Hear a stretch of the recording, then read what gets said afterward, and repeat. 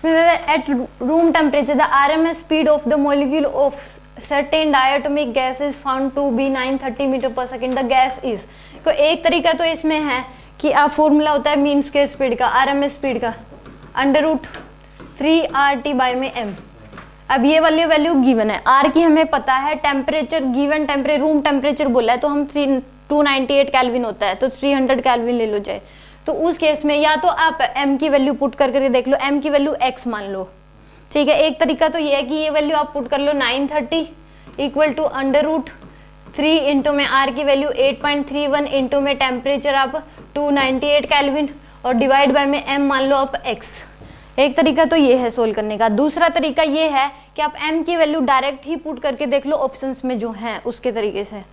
तो इसमें इस तरीके से करोगे तो दोनों साइड स्क्वेयरिंग करना पड़ेगा आपको, यानी कि 930 का स्क्वेयर इक्वल टू आ जाएगा आपके पास 3 इंटू में 8.31 इंटू में 298 डिवाइड बाय में x। तो इसको 930 का स्क्वेयर कितना आ रहा है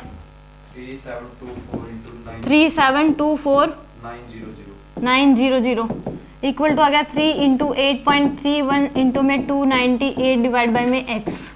तो x की जो वैल्यू आएगी वो आ जाएगी आपके पास 3 इंटू में 8.31 इंटू में 298 डिवाइड बाय में 3724,900।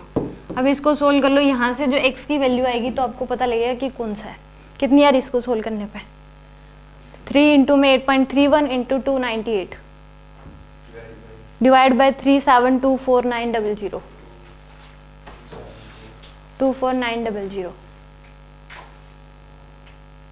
0.00199। तो यार ये आपके पास 0.00, तो ये आपके पास केजी में होगी तो आप ग्राम में कन्वर्ट कर लोगे तो अप्रोक्सीमेट 2 आ जाएगा आंसर।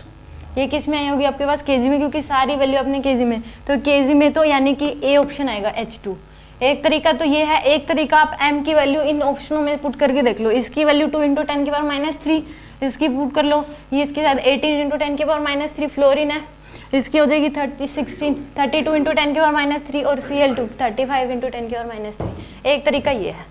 कैलकुलेशन लंबी है, इसमें करनी ही पड़ेगी और कोई तरीका है नहीं इसका, ठीक है।